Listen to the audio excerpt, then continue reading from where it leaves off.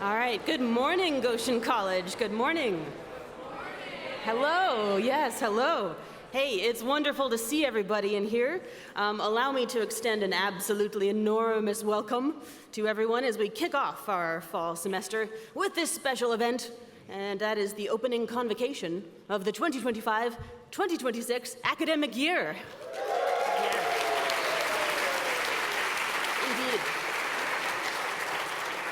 Welcome, welcome, welcome. My name is Brianna Nickel. I'm an associate professor of Bible and religion, and I'm also one of many, many people on this campus that makes things like this possible, your convos and chapels of Wednesday morning. So on behalf of the Chapel Convo Committee, including campus pastor Jen Schenk and our faculty and student committee members, I'd like to draw your attention to just very few short announcements this morning before we get to the main event, which is, of course, President Becky's opening address. Yeah. Oh, I'm excited, okay. First, I'd like to announce that we have a very awesome lineup of Chapel Convo events this fall, and we're gonna see some themes. We're gonna explore some themes ranging from healthy relationships, to immigration, to technology's impact on human attention, to the explanation of Mennonites, which will be fun, and more. We have a Spanish language chapel on September 17. We have celebrations with student clubs and affinity groups and SST travelers, and we have multiple times to gather together to pray for justice and peace, and to do some singing as well. So we have a lot coming up. You can find information about all of these Convo Chapel events. Oh, hey, look, there's me and Jen. You should contact us.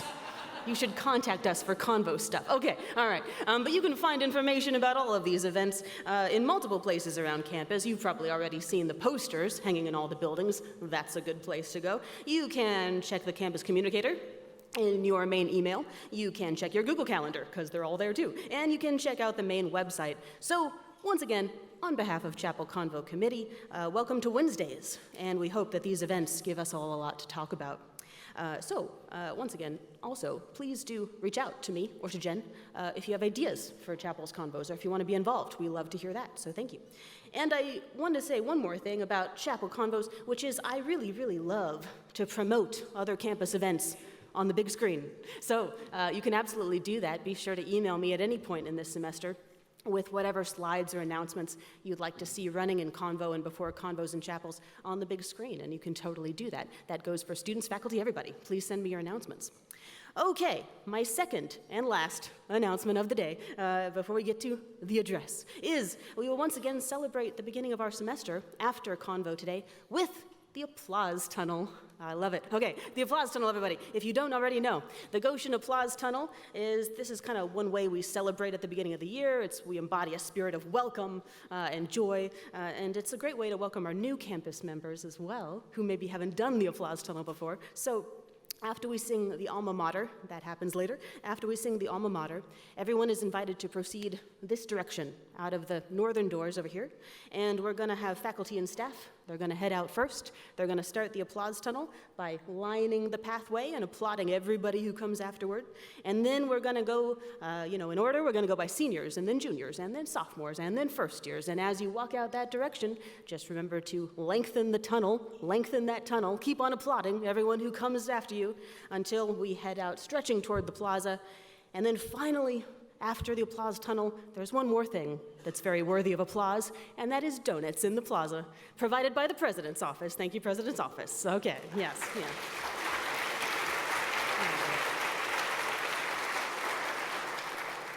Alrighty then, so let's get to that main event of the day. We have our opening address from our very esteemed president, Dr. Rebecca J. Stoltzfus, President Becky. She has been Goshen's president since 2017.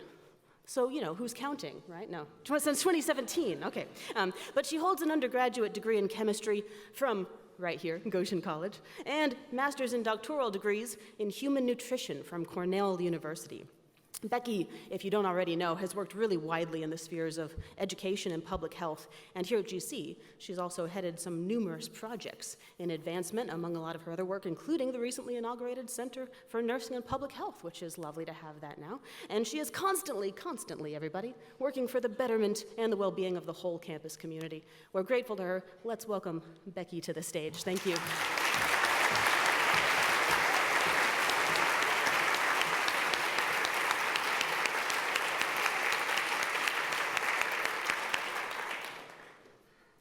Good morning. And welcome to a new year at Goshen College. Just getting a handle on my slides here. Okay. So, 500 years ago, way back in 1525, students and scholars in European centers of learning began to translate the Bible from Latin and Greek into their native languages, European languages. As they translated the Gospels, which are the books of the Bible about Jesus, the stories of Jesus' life and teachings transformed and empowered them. And through them, it changed the world and its structures. This period, known as the Reformation, gave rise to many new faith traditions, including the Anabaptist Mennonite tradition. Goshen College is one of the many outcomes of that movement. Well, earlier this summer, I joined more than 3,000 people from around the world in Zurich, Switzerland, for the 500th anniversary of the Reformation and the Anabaptist Mennonite movement. And I've asked our musicians to share with us a song that was written by a group of Swiss Mennonite people that was performed in Zurich as part of the anniversary celebration. It is mostly in English, but one verse is sung in French, and I'll tell you what the words in French mean. It is time to stand up and look to the future with hope, to turn to each other and refuse the sword where there are enemies. Set out on the road, take the blessing with you. Wherever you go, stand up for peace.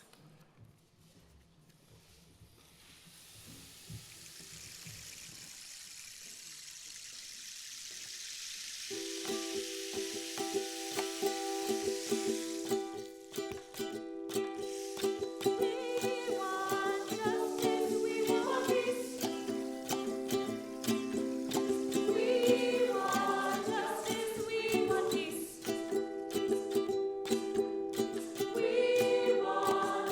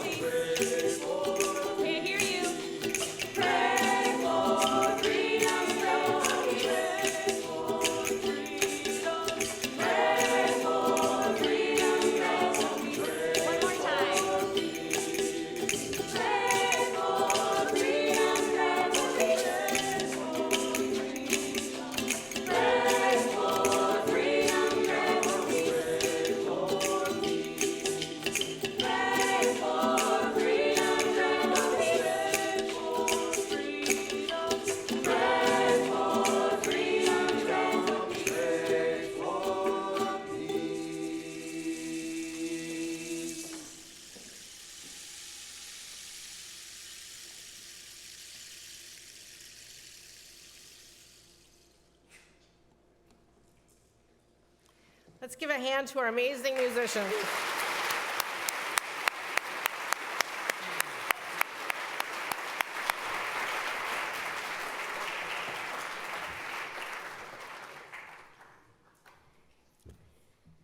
This week, we begin a new academic year on a campus that enjoys abundant freedoms. A Goshen education is a liberal arts education. Liberal, meaning liberating.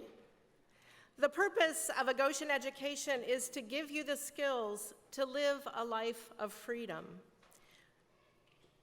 Economic freedom, freedom from violence, freedom from fear and small-mindedness, freedom from boxes that society might have put you in.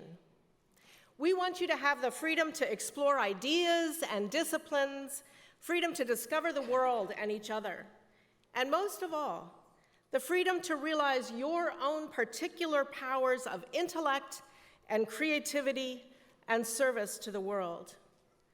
We want you to enjoy the freedom that can only be experienced in a community that treats you with dignity, even when you are flawed, which we all are, and make mistakes, which we all do.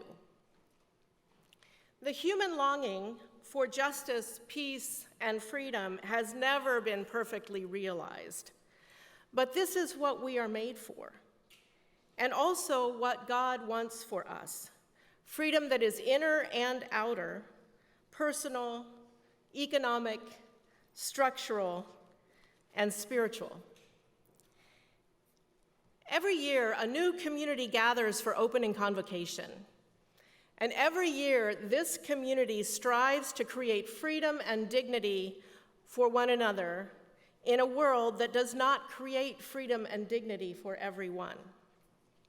We also strive to create peace in a world where violence is not only normalized, it is often idealized.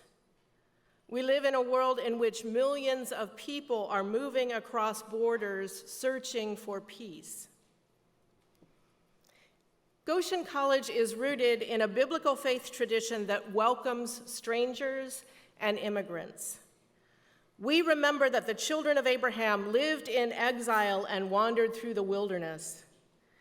We remember that Jesus' family were refugees in Egypt. We remember that many of our Goshen College community have crossed borders to get here. You are welcome here. To every one of you gathering this fall, student or employee, bring your stories, personalities, and cultures. I am so glad you are here. This is your campus. I want you to experience peace and freedom. Now, while I have the privilege to stand here making these claims, it is all of us together who create a campus that is liberating and that creates dignity for each other. And liberation and dignity require that we make room, living room, elbow room, room to breathe, room to grow. So how do we make room for ourselves and each other? Some time ago, when I was living and working in upstate New York, I had a vivid dream that I was in my house and then discovered a new room in my house that I did not know about. It was a good dream, and I awoke feeling energized and disappointed that the dream had ended. I wanted that room.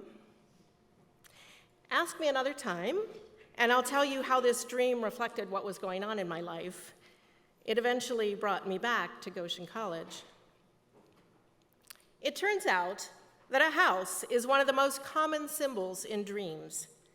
In dreams, as in real life, houses reflect the person that they contain. My dream house is the space that I occupy. Is it in need of renovation? Are its rooms cramped or spacious? If our house is the space in which we dwell, then Goshen College is all about making room in your house. There are rooms within you that you have not yet discovered.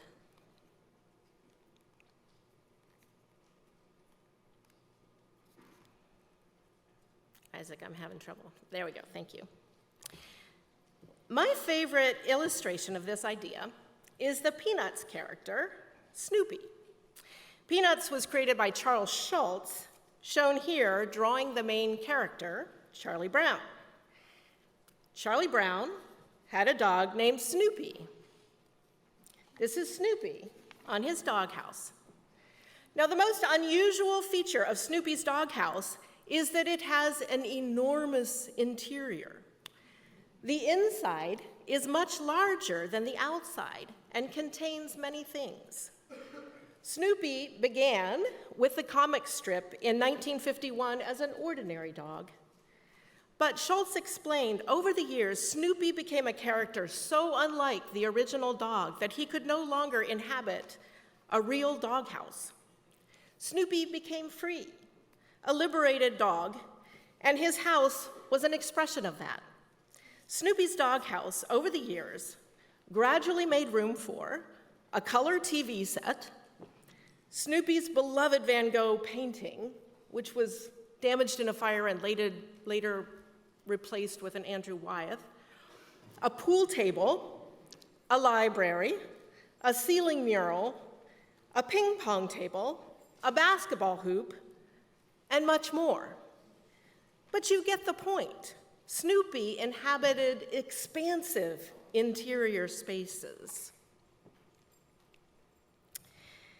Like Snoopy's doghouse, you contain spaces that you have not yet imagined. And my wish for you is that you continue to make room. Discover how expansive you can be.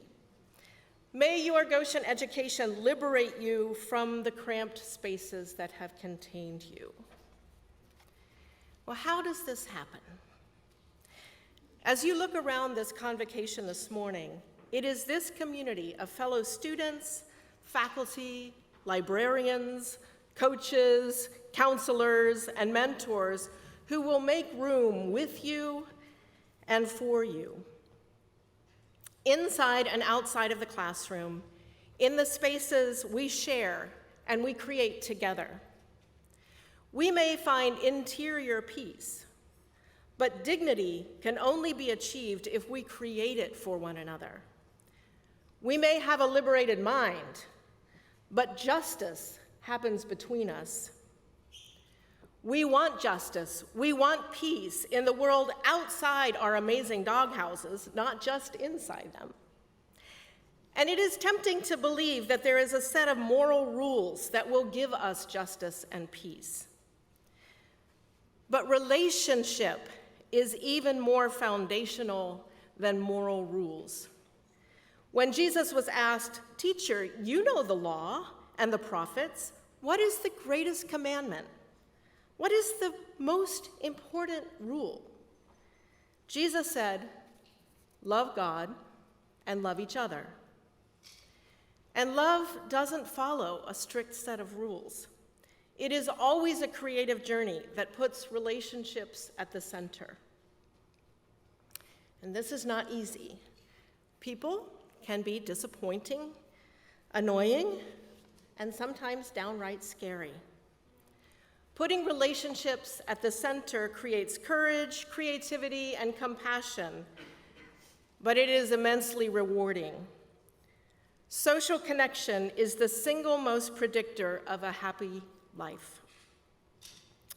Your connectedness to people both here and beyond will be your shade when the world is hot, your water when your soul is thirsty, and your light when the world is dark. I want to introduce you to Valerie Carr.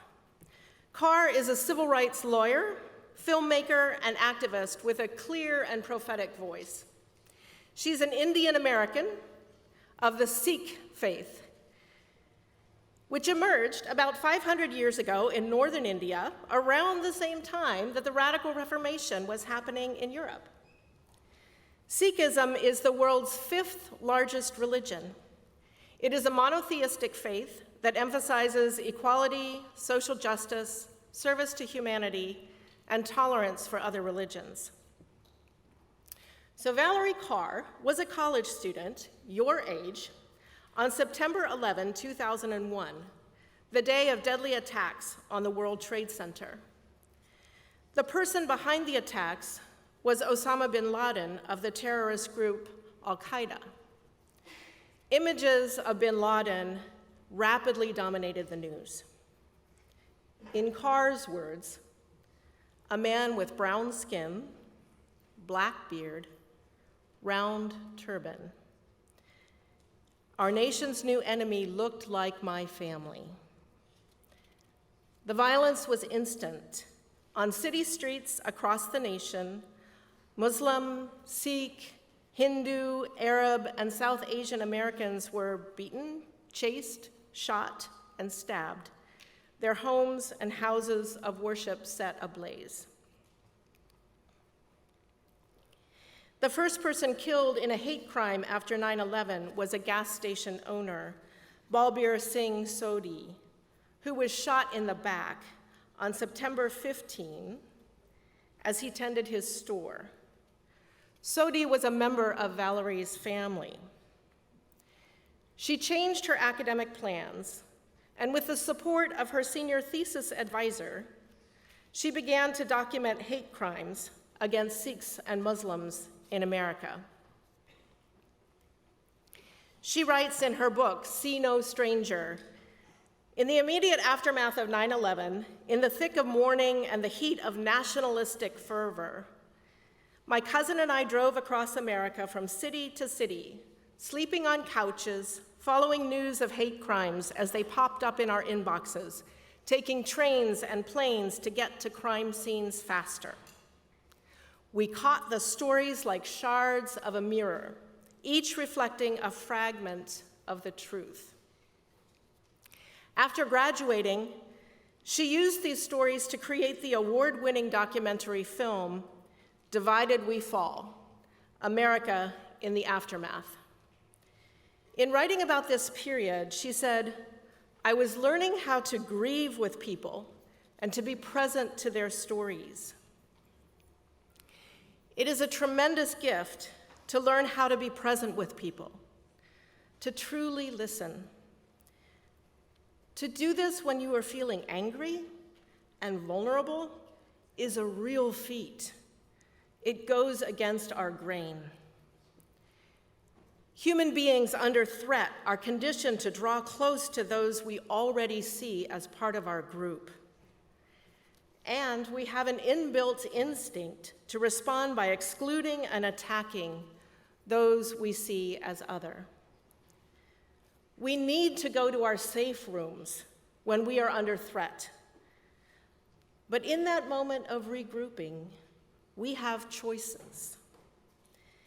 This is where we need to learn to go against our grain. To quote Valerie Carr, to look at those outside our safe room and say, you are a part of me I have not yet met. Exclusion happens in physical ways, in the extreme through violence. But exclusion happens much more commonly in subtle ways. We claim freedom for ourselves, but fall into the tyranny of defining other people in ways that are convenient to us. When we don't really see people, when we focus only on what we choose to acknowledge in them, we impose a form of control on others. We box them in. To be truly present to each other is the opposite of this. It is to make room for the other in a way that grants them dignity and allows for mutual discovery. Right relationship is what we all long for. It is not sameness or equality in a strict sense.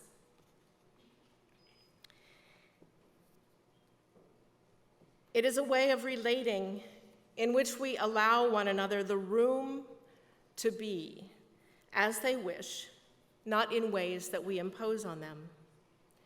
Quoting Carr again, right relationship is knowing that we are interconnected and seeking a form of connection that allows us peace. In our lifetimes, we will not experience full reconciliation with all people. But a big part of a Goshen education is to gain the capacity to live in peace with one another now, before all is reconciled. Valerie Carr's undergraduate research led her to become a documentary filmmaker, civil rights lawyer, interfaith leader, author, and renowned speaker. And I am thrilled to share the news that Valerie Carr will be coming to Goshen College next month through the Atlee and Winifred Beachy Peace Lectureship on September 19. She is a very gifted speaker with a powerful voice for our time, and I hope you come to hear more of her story. And now, it is our opening convo tradition to announce the 3 2025 winners of the Global Citizenship Award. They are rising seniors who represent our core values in courageous, creative, and compassionate ways. These awards are made possible by Dr. Shashi Bulaswar. Shashi came to Goshen College as a student from Calcutta, India, and now teaches at UC Berkeley, working for solutions to combat global poverty. As Shashi explains, now more than ever in recent memory, the world needs a new generation of leaders who can think big, act boldly, and bring about positive change with courage, kindness, and humility. The recipients of the Global Citizenship Award have shown remarkable potential to become exactly such leaders and change makers. Students were nominated for this award by faculty, and they wrote an application essay. This is a highly selective award, and I want to commend every student who was nominated. The first runner-up, who will receive a $5,000 scholarship, is Asia Atkins.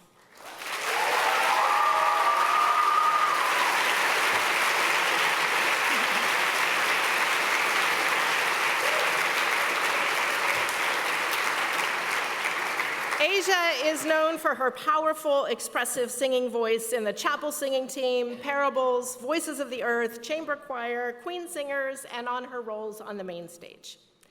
Through singing, Asia connected with a deeper meaning behind her music. This openness freed her to follow her faith journey to activism, community building, and working for justice. Asia chooses courses and experiences that challenge her, like the Inside Out program in the Elkhart County Jail. She wrote, "Learning alongside each other with open minds, hearts, and compassion built meaningful connections that are the foundations for peacemaking. Asia has learned that servant leadership is about love, new relationships with people who are different from you, and dreaming of an interconnected world." Congratulations, Asia.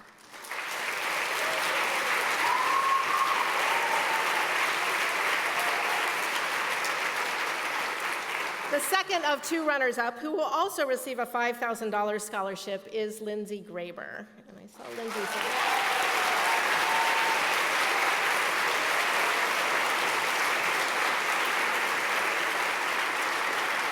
Lindsay strives to be a Christ-centered vessel for love through leadership and service. And she has found plenty of meaningful ways to do just that as a peer wellness educator, a member of the Goshen Monologues Committee, a features editor for The Record, a participant in the Peace Oratorical Contest, the Prevention Internet Intervention Network, and New Student Orientation. A Goshen Study Service term took her to Northern Ireland to learn about the troubles between Catholics and Protestants and the tangible power of communities praying and working toward peace and reconciliation. Lindsay has chosen a legal career to advocate for restorative practices and healing, both in individuals and in communities. Congratulations, Lindsay.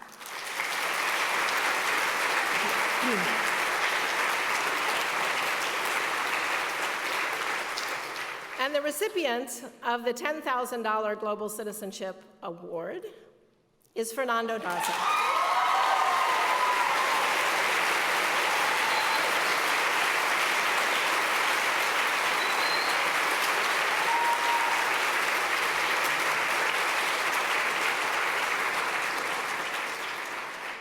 When someone needs help, Fernando is well known to say, "I could do that." Fernando is motivated by what he calls a restless passion. As a first-year student, he changed his major 3 or 4 times because he was curious and passionate about everything. He eventually landed in business and also peace, justice, and conflict studies.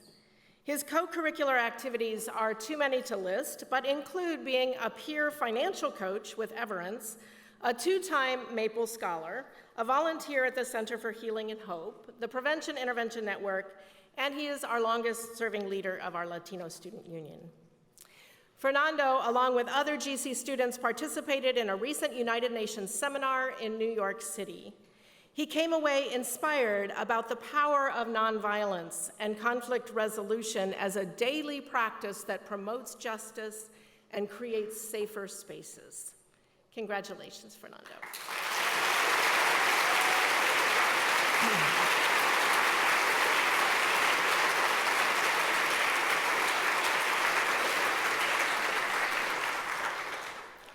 So as we begin this year, may you make room within yourself for peace and freedom. And I pray that you have the power to use your amazing spaces as a refuge that offers you energy to create justice in the world. Thank you.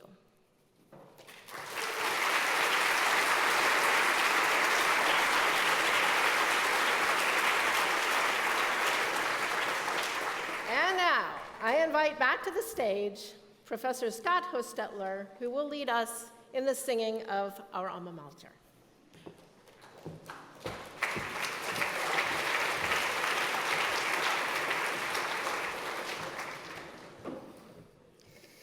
Good morning, everyone. One way that we experience community at Goshen College is by singing together. And so, as Becky mentioned, we will be singing our school song, our alma mater, in just a second. But I have the stage, so I will now plug choir. If you enjoy the singing experience today, even remotely, we urge you to join one of our outstanding choirs on campus. Choir is for everyone, not just music majors. Everyone is welcome. If you live on campus, you are welcome. If you live off campus, you are welcome. If you are currently in a sport or you're in the off season, you are welcome. We even moved our rehearsal times to accommodate you athletes. We are hearing students this whole week. Click on the QR code that's out by the donuts, or just come and talk to me. And a bonus, come today to the Music Center, if you're free, at 4 o'clock to learn about choir tour this year to Spain and Portugal. That's right.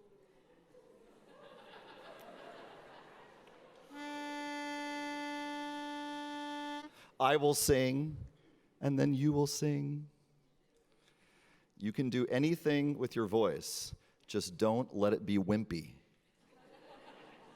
No wimpy singing. I'll even take off-key singing, but not wimpy singing. Sit tall, please. Sit tall.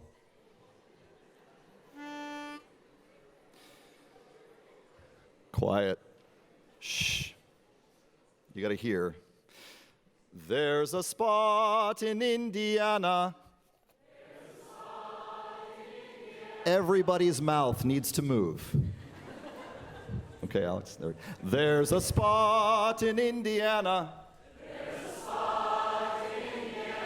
Where the leafy maple grows. 'Tis our dear beloved city. Where the Elkhart River flows. Nice bass down there, that's great. 'Tis a spot we love most dearly. 'Tis a spot we'll cherish long. After youth and strength have faded. And the world has heard our song. Just the melody now, here we go. Goshen College, ever singing. To our motto we'll be true. Honor to our master bringing. Alma mater, we love you.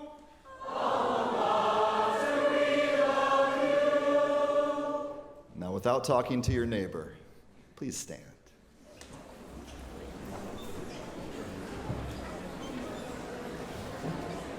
And the music's up there too. When we get, thank you. When we get to the refrain this first time, just sing melody, okay? Mennonites love to sing harmony. Many other different people from different faith traditions love to sing harmony. You can make up a harmony, or you can sing the harmonies that are listed up there, or just sing a note that feels good, all right? Here we go. There's a spot in Indiana where the leafy maple grows. 'Tis our dear beloved city where the Elkhart River flows. 'Tis a spot we love most dearly. 'Tis a spot we'll cherish long after youth and strength have faded and the world has turned on. Just the melody.